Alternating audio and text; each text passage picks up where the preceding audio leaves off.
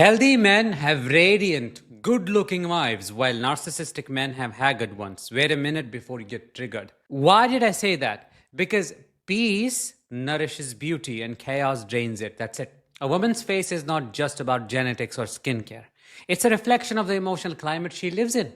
When she's loved by a man who respects her, her nervous system feels safe.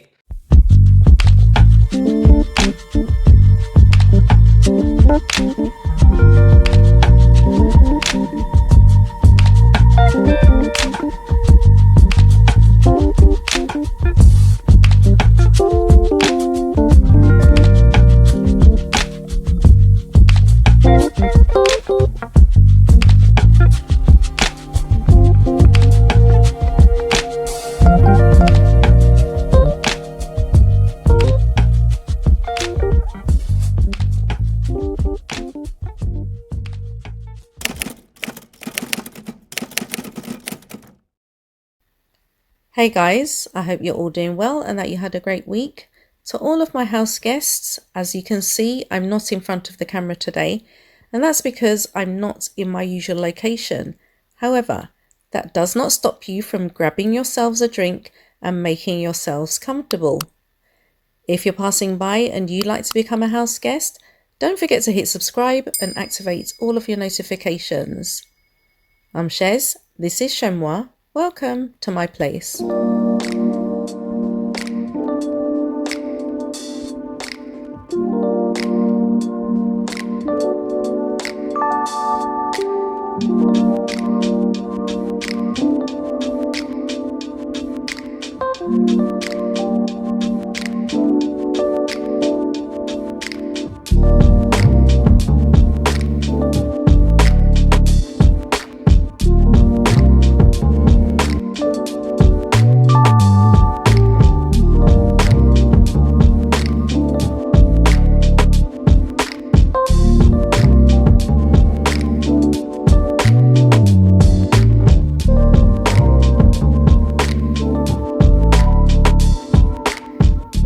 Even though this saga is far from over, I know that Andrew fatigue has set in.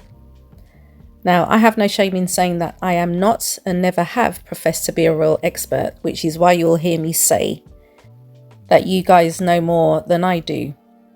I also like to defer to the knowledge of other creators who are fully invested in the mechanics of the constitution of the British monarchy, because the British monarchy likes to keep us bamboozled. You know what the British royal family is really bad at? Long-term planning. So many decisions are made with short-term impact in mind, and I'm going to tell you two. First one might surprise you. The first one is stripping Andrew of his titles. Hear me out. King Charles officially did this through letters patent. Now, the reason some people are actually upset about this is that it bypasses Parliament, which would then have to debate the conduct, aka the reason of the royal in question, who may have their titles taken away. Because recall, Andrew and Buckingham Palace have stayed firm that he denies all claims against him. They're just taking away titles because they really don't want you to dig further. I mean, accountability. Here's why I think it's actually a bad thing. The monarch can apparently just remove titles like this. It's because of a concept known as absolute divine rule. Ever since the 1200s and the Magna Carta, UK has been chipping away at the power of the royal family. Originally, it was that the monarch receives his power from God to rule his kingdom. And now it's more like, well, there's still a special bloodline and the king or the current monarch is the head of the Church of England, but they depend on that public buy-in to legitimize their existence. Must be seen as integral to British society and what it means to be British, and also posing no real threat or having real power. So if Andrew can just have his princely title removed, what makes the bloodline so special? On top of that, if you're saying Andrew is so bad that he needs to have his titles and his princely stylings removed, what about the line of succession? Why is he still good enough for that? Moving him from the line of succession would involve Commonwealth countries, and it's just a little more complicated. I also think it's why Harry and Meghan's titles are not at risk. I know a lot of royal experts have said that this opens the door to further scrutiny. Another royal expert says, LOL, it's me. Make anyone a royal expert these days. What would be the point of removing Harry and Meghan's titles? How can you even possibly compare the accusations against Andrew to whatever absolute bananas reason that apparently some think that Harry and Meghan shouldn't have their titles. And that brings us to our second example of not thinking things through: working royals versus non-working royals. Non-working royals was used as a justification for why the palace cut royal security funding, evicted them from Frogmore Cottage. And it's like, if the hierarchy and the line of succession and who is royalty is decided by God, does it matter if they're working or not? What part does that play? Harry and Meghan's royal security was pulled in March of 2020. Andrew became a non-working royal after his disastrous Newsnight interview in November of 2019. I have no recollection of ever meeting this lady. None whatsoever. You don't remember meeting her? No. So you're absolutely sure that you were at home on the 10th of March? Yeah. She was very specific about that night. She described dancing with you and you profusely sweating, and that she went on to have bath, possibly. There's a slight problem with the sweating because I have a peculiar medical condition, which is that I don't sweat, or I didn't sweat at the time. She provided a photo of the two of you together. Yes. Your arm was around her waist. Yes. You've seen the photo? I've seen the photograph. How do you explain that? I can't. Because I have absolutely no memory of that photograph ever being taken. Do you recognise yourself in the photo? Yeah, it's pretty difficult not to recognise yourself. Your friend suggested that the photo is fake. I think it's, from the investigations that we've done, you can't prove whether or not that photograph is faked or not, because it is a photograph of a photograph of a photograph. Why wasn't his security pulled right away? Why did Charles agree to pay for it afterwards and not his son, his daughter-in-law, and his grandchild? Why did Harry and Meghan immediately have to leave Frogmore Cottage? Because it was on the grounds of Windsor Estate, which is owned by the Crown Estate, which is technically independently overseen, and Andrew was allowed to squat in Royal Lodge until it became untenable to let him stay. Furthermore, how many engagements does one have to do a year to be considered a working royal? How does an extended leave of absence impact their status? You see, when you start going down that road, it's ridiculous. It leads to questions like, why is there a monarchy? When you start introducing all of these other elements and different ways to make members of the royal family, quote, ordinary, I think you run the risk of losing public buy-in for still having a working monarchy. You run the risk of making it obsolete. Wow, you should have seen the number of the royalists in the comments objecting to people like me, questioning why the royal family have different rules than we do. All these royalists, there were a lot of them, by the way, they're absolutely thick as pig poo. They don't even get it that fairness is something that you should want and desire in your life, and this arrangement is unfair. Anyway, Martin, get to the point. The truth about the royals' money, tax arrangements. Hello Magazine are reporting that Catherine's been shopping for an antique 18-seater dining table for her dining room for a new home. The media and the press are putting more and more pressure on the non-working, taxpayer-funded royal family to reveal their fiscal and taxation arrangements. And this pressure is not going to stop. It's almost like avalanche point, right? The snow has been building up. It's 38 degrees. That's the number of degrees you need for an avalanche, by the way. And it's going to happen. It's going to happen, and it makes me happy. The dumb royalists and all the bots that Catherine and William pay to attack people like me, it's not going to make any difference. The media, the mainstream media, are asking the difficult questions now, and there's nowhere for these people to hide. Thank goodness. I think we can all agree that Andrew Windsor has well and truly been exposed for the liar that he is, and as such will remain a source of entertainment and ridicule for many. According to reports, it now transpires that the US Congress has been given the proverbial green light, although a few individuals online have disputed whether this is actually legal, given that Andrew is not a US citizen. Well, next, there's more trouble ahead for Andrew Mountbatten-Windsor after members of the US Congress invited him to give evidence over his relationship with paedophile Jeffrey Epstein. It came as the King officially stripped his disgraced brother of both his HRH and Prince titles. Our royal editor Chris Shipp is in Brazil, where he's been travelling with the Prince of Wales during his tour. And Chris, how serious could this be for Andrew? Well, it really depends on how he replies to this letter. And Lucrezia, as you say, sometimes you find yourself on the edge of a rainforest in Brazil with another member of the royal family, and a development happens elsewhere, as it has done this afternoon with Prince Andrew. So the House Oversight Committee in Washington, D.C. is looking into the crimes of the paedophile Jeffrey Epstein. And this afternoon, they wrote to Andrew Mountbatten-Windsor. And interestingly, that was the name they used on the letter, Mr. Andrew Mountbatten-Windsor, at the address he's currently at, his soon-to-be former residence of Royal Lodge. This is what they said to him, that letter. It says, well-documented allegations against you, along with your long-standing friendship with Mr. Epstein, indicate you may possess knowledge of his activities relevant to our investigation. And they go on to say, in the interest of justice for the victims of Jeffrey Epstein, we request that you cooperate with the committee's investigation by sitting for a transcribed interview with the committee. Therefore, they've asked him for an official interview, be that in Washington, or be that a transcribed interview on Zoom or some such. They have asked for a reply from Andrew Mountbatten-Windsor within the next 15 days. As we've said many times, Andrew Mountbatten-Windsor, as he now is, the former Prince Andrew, has always denied the allegations made against him, namely that he had sex 3 times with Virginia Giuffre in 2001.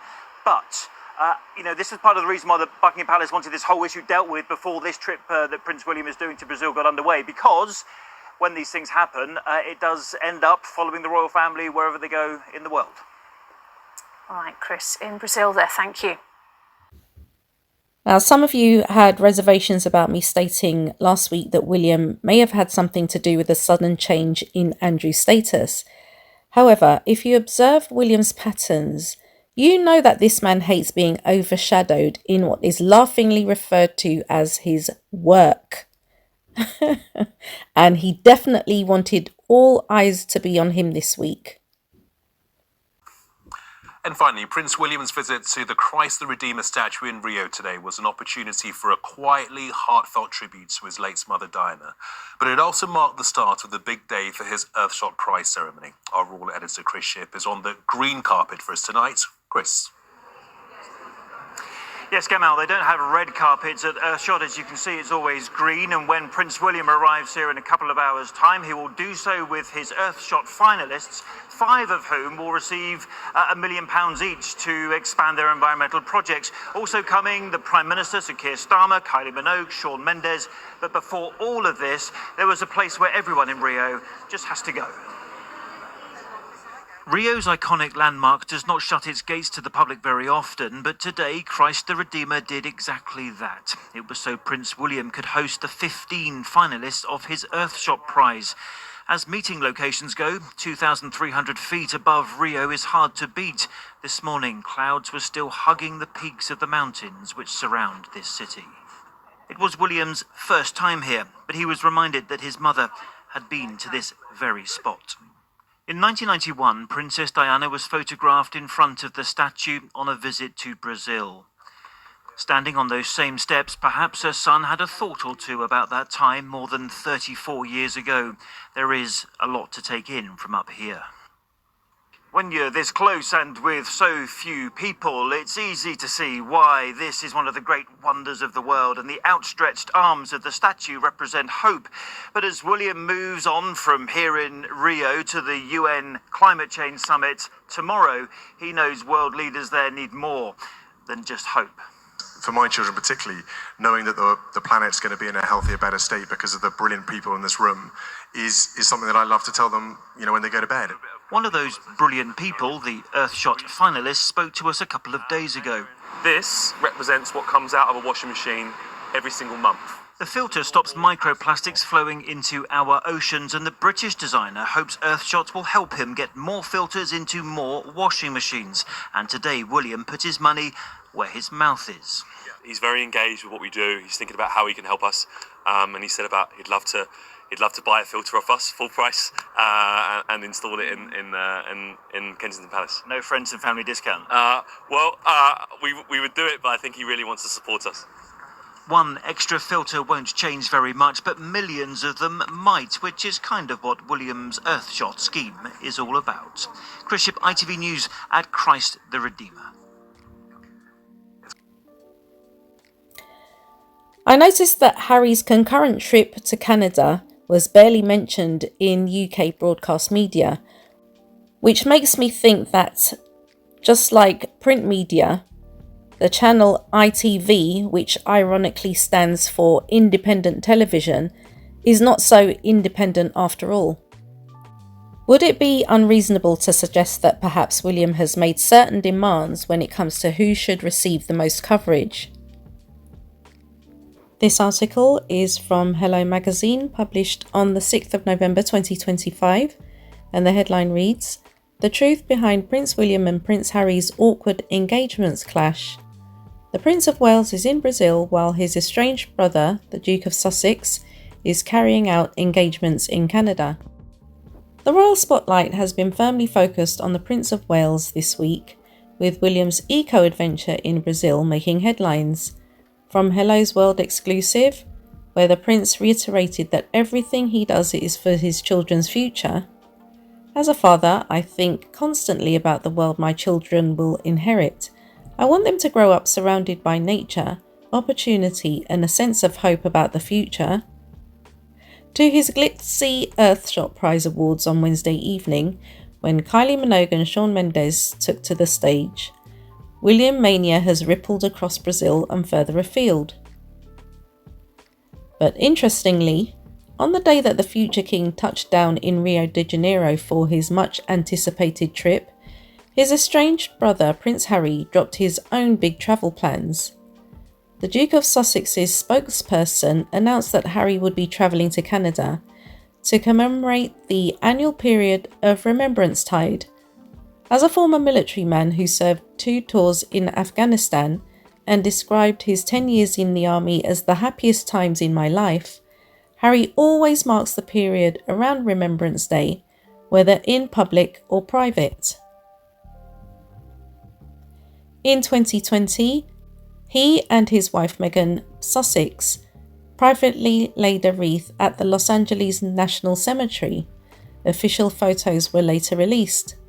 This year, however, Harry is in Canada, a country that he holds dearly. He chose to stage the 2017 Invictus Games in Toronto, and it was during those games that he and Meghan made their first public appearance as a couple. Harry also held the 2025 Invictus Games in Vancouver and Whistler. And in 2019, the Sussexes chose Canada to seek refuge with their baby son Archie, shortly before announcing they would be stepping down as senior royals. Why are William and Harry's trips happening at the same time? The timing of William and Harry's overseas travel feels at best awkward, but these trips are planned months, if not a year, in advance. Brazil was revealed as the 2025 Earthshot location back in April. Harry's trip to Canada was only announced 2 days before his arrival in the country, but a source close to the Duke stressed that he was invited on the trip by the True Patriot Love Foundation, a military charity he has previously supported. The dates of the event were set by the charity, not Harry himself. Therefore, it was not his choice to travel to Canada at the same time that William was spearheading his Earthshot mission in Brazil. Harry's spokesperson also said that Buckingham Palace was made aware of his Canada plans in advance as a matter of courtesy. The source also reiterated that Harry's engagements in Canada, where he's been meeting war veterans and army personnel, are to commemorate the period of Remembrance Tide, which traditionally spans from 1st to the 11th of November. Those dates are not something he can dictate or move. As to the timing of Harry's announcement, 2 days before travel may seem tight, but the source put this down to security reasons. As has been well documented, Harry lost his Home Office-backed IPP, Internationally Protected Person, status after stepping back from royal duties in 2020. As such, he is not afforded the same level of security and protection as other working members of the royal family, the source said, noting that advice from private security advisors and the event security team provide guidance as to when trips like this can be announced. Awkward timing. Nevertheless, the timing of the sequence of events feels clumsy. It may not have been calculated or intentional, but the optics are still poor. On the same night that William was giving his keynote speech at the Earthshot Prize Awards, photos of Harry posing with soldiers in Canada were published. And just hours before William's Earthshot Prize Awards ceremony took place, Harry penned a passionate essay entitled "The Bond, the Banter, the Bravery: What It Means to Be British," describing the privilege of serving alongside men and women from all four corners of the UK.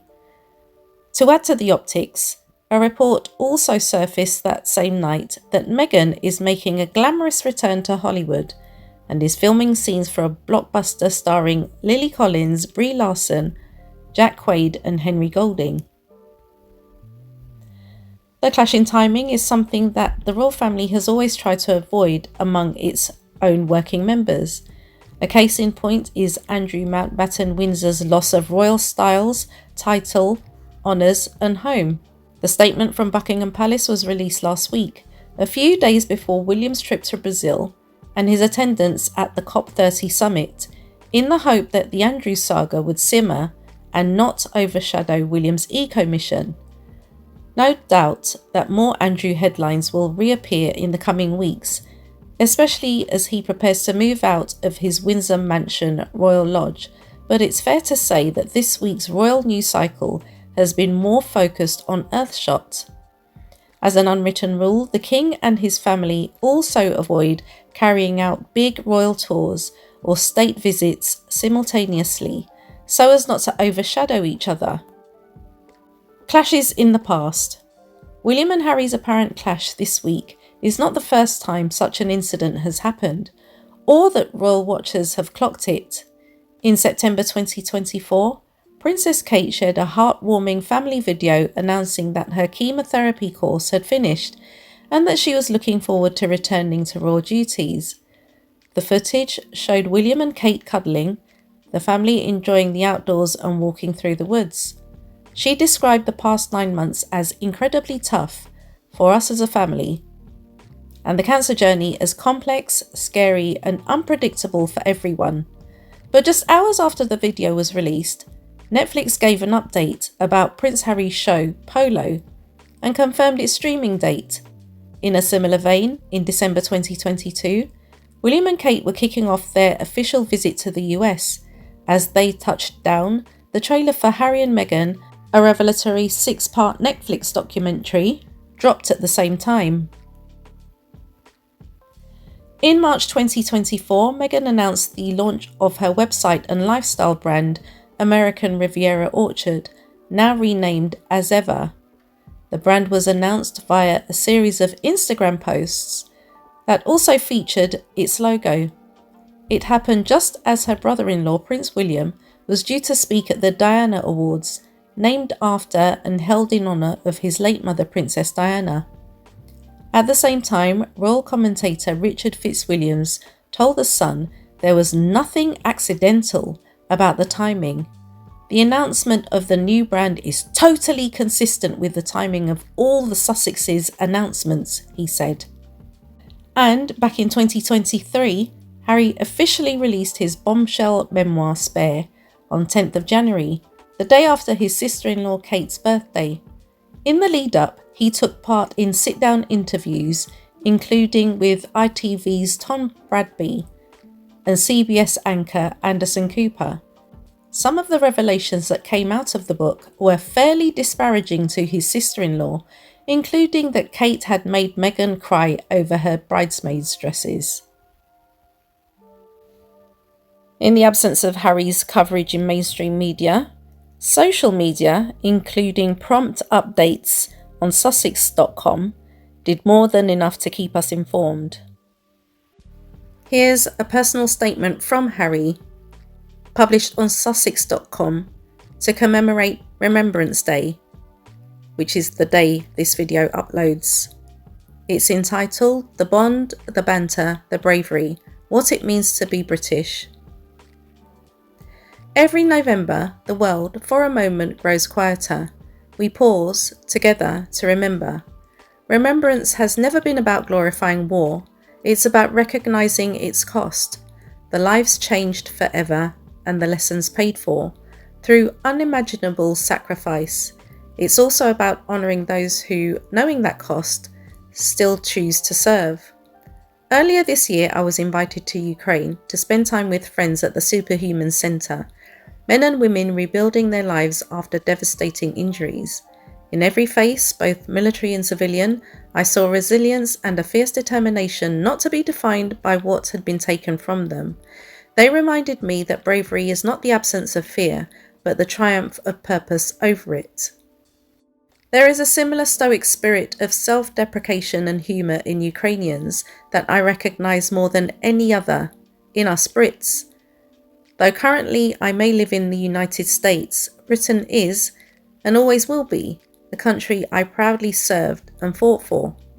The banter of the mess, the clubhouse, the pub, the stands, ridiculous as it sounds, these are the things that make us British.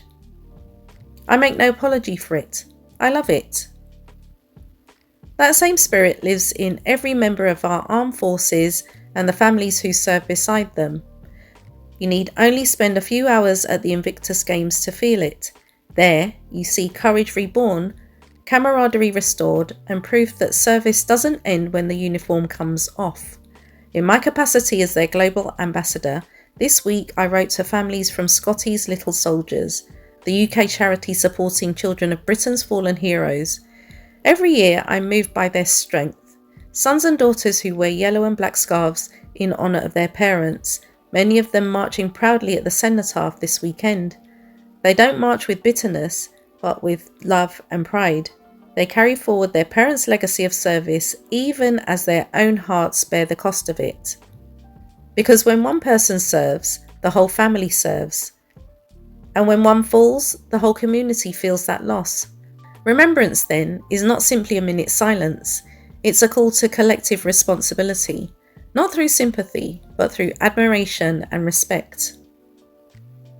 I've had the privilege of serving alongside men and women from all four corners of the UK, from Antrim to Anglesey, Lancashire to London, Wrexham to the East Riding, Belfast to Bedfordshire and beyond. I saw courage and compassion in the harshest conditions imaginable, but I also saw how easy it can be once the uniform comes off for those who gave everything to feel forgotten. Our duty to them does not end when their service does. The protection they offered us must be returned through opportunity and respect for the rest of their lives. That's not charity, it's reciprocity. They safeguarded our freedom. We must safeguard their future. That way, we all benefit. As we look around the world this Remembrance Sunday, and on the 11th, peace for those lucky enough to know it feels more fragile than ever. Institutions built to protect it are being strained, and for many, peace is not known at all. Remembrance isn't confined to one weekend in November. It's a lifelong commitment to empathy, gratitude and action, to be kinder, more united and braver in protecting what those before us fought to preserve. So, as we bow our heads this weekend, let us remember not only the fallen, but the living, those who still carry the weight of war in body and mind, and the families who bear its memory in their hearts. If you live near them, knock on their door. If you see them around, shake their hand. And if you feel so inclined, join them for a cuppa or a pint to hear their story and remind them their service still matters. And here's an example of that self-deprecating banter that Harry talks about. I think it's important that we once again address the blue-hatted elephant in the room.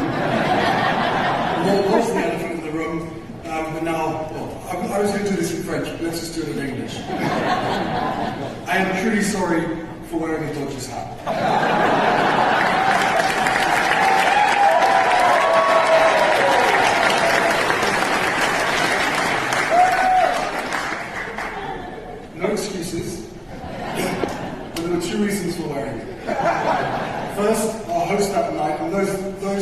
watch CTV News. This is important. The first bar host that night was the owner of the Dodgers, and I believed it was a polite thing to do. And as Canadians, you would support that. Second, hang on. Second, the 900,000 watt floodlights shining down on an ever-increasing bald spot. And given that level of scrutiny, I think I'd even worn a Yankees hat.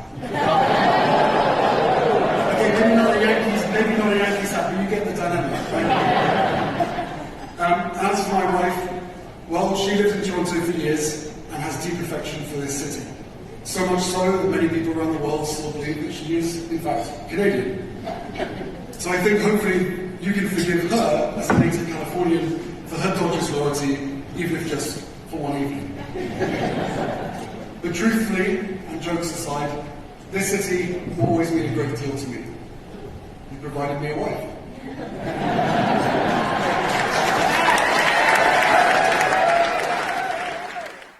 And when it came to Meghan, UK broadcast media were almost horrified at the idea that Meghan may be returning to acting, the same profession that afforded her the privilege of never having to beg for financial support from her in-laws.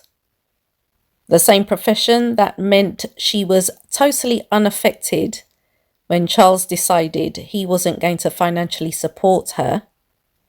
But we now know that he had all the money in the world to support his degenerate brother. Finally, this lunchtime, can Meghan Markle sparkle once more on screen? Nearly a decade after announcing her retirement from acting, Prince Harry's wife is set to star in a big Hollywood film. So why this? Why now? Faye Barker on her new role. I'm Rachel Zane. I'll be giving your orientation.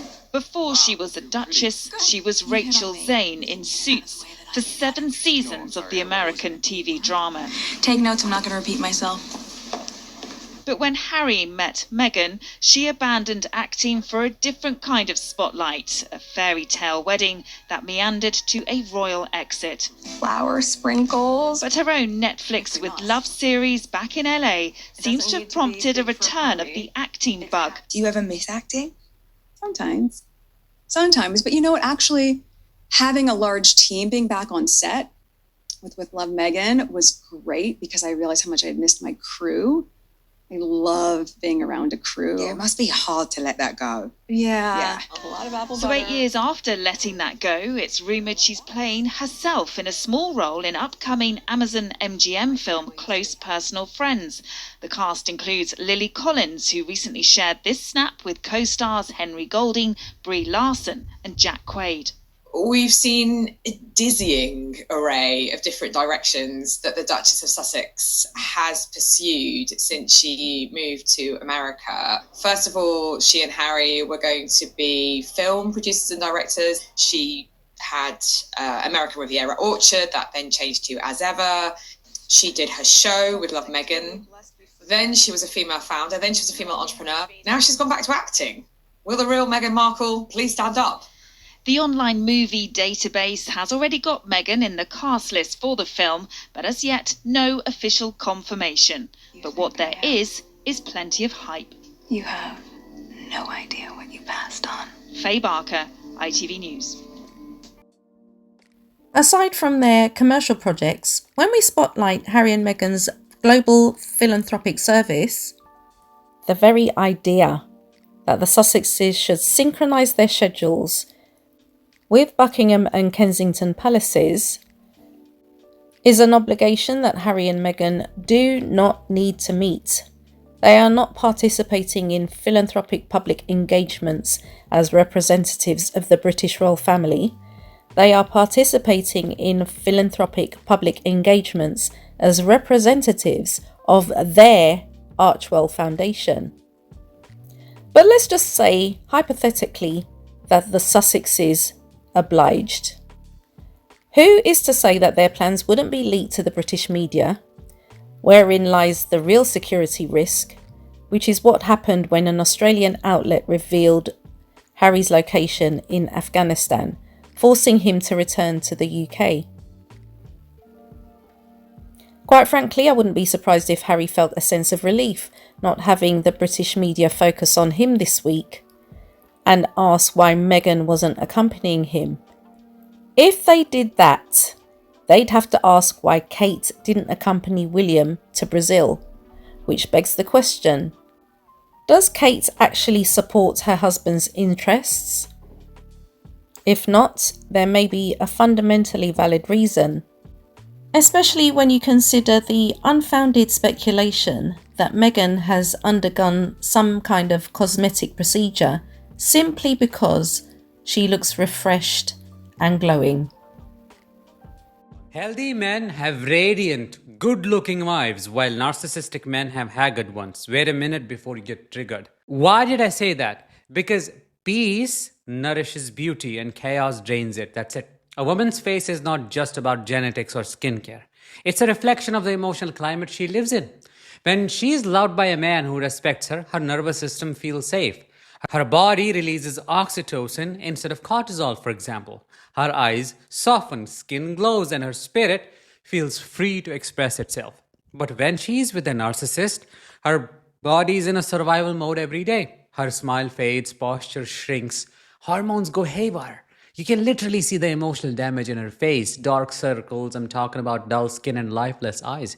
That's not aging, that's emotional starvation in action. A non-narcissist man gives his wife peace of mind, and peace is the most powerful beauty treatment on earth. A narcissist man, though, on the other hand, poisons her nervous system, and no makeup can hide that.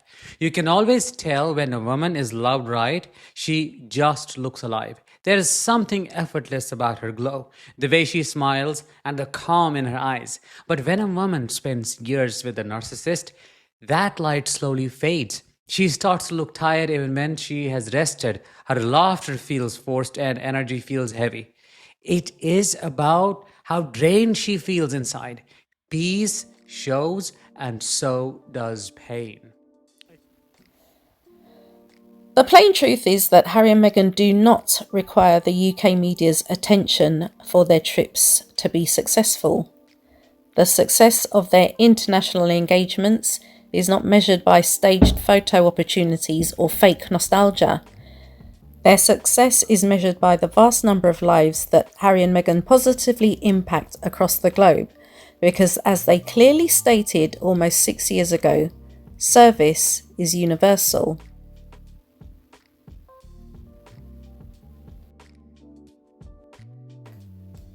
So guys, as I wrap up this video, I don't have that much more to add because, as I say, I'm not in my usual location.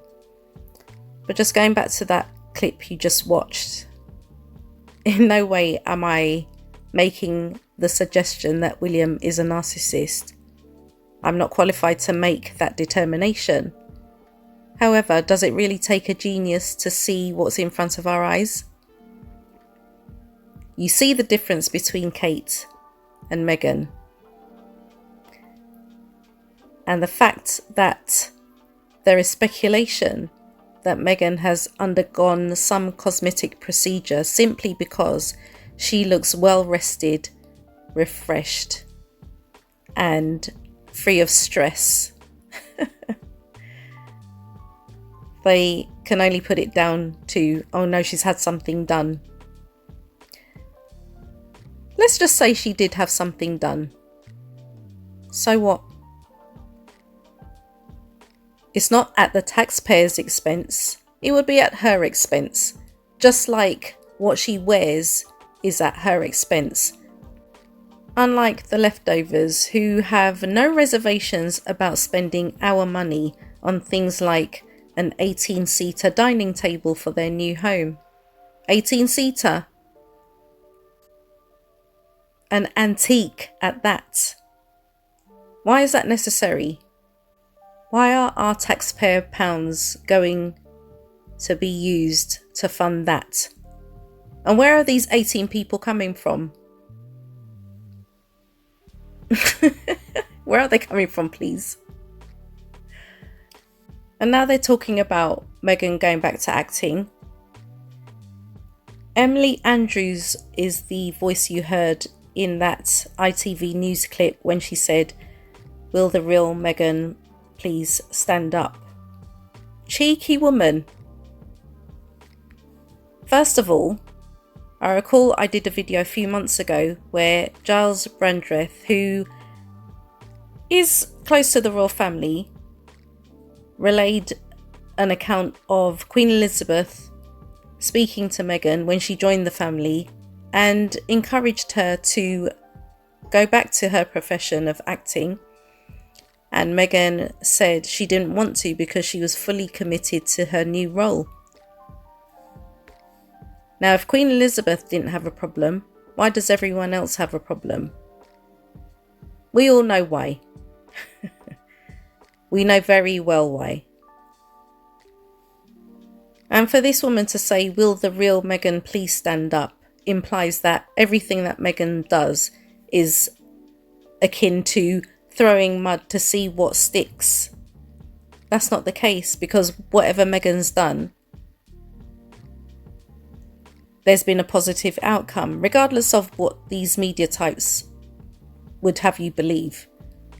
She's had not one successful podcast, 2 successful podcasts.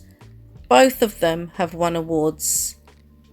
So I'm not sure what this woman is talking about. She's had 2 successful Netflix shows and a thriving lifestyle brand. I mean, they really want this woman to fail, but she will not fail. Because if she were going to fail, that would have happened already. Meghan is not perfect, no one is saying that. But Meghan is definitely a hard worker. She's a grafter, not a grifter like these leftovers are. And we've seen evidence of that very, very recently. And all of this has reminded me of a quote that I'd come across recently. It's attributed to Bob Marley, but the quote says, "Some people are so poor that all they have is money." And that is true of the leftovers in the UK. For the most part, they are morally bankrupt and they are extremely greedy. They don't enjoy good health. They're always stressed.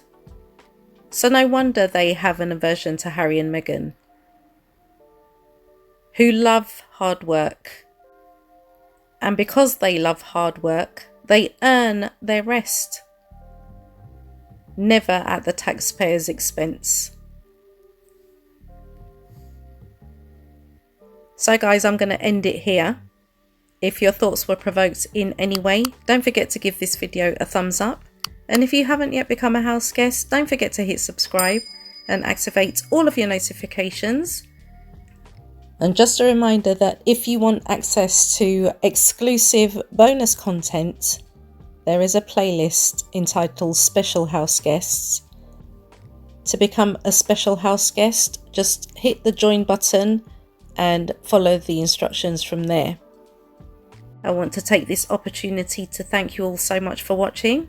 Enjoy the rest of your day, and you shall catch me in the next video.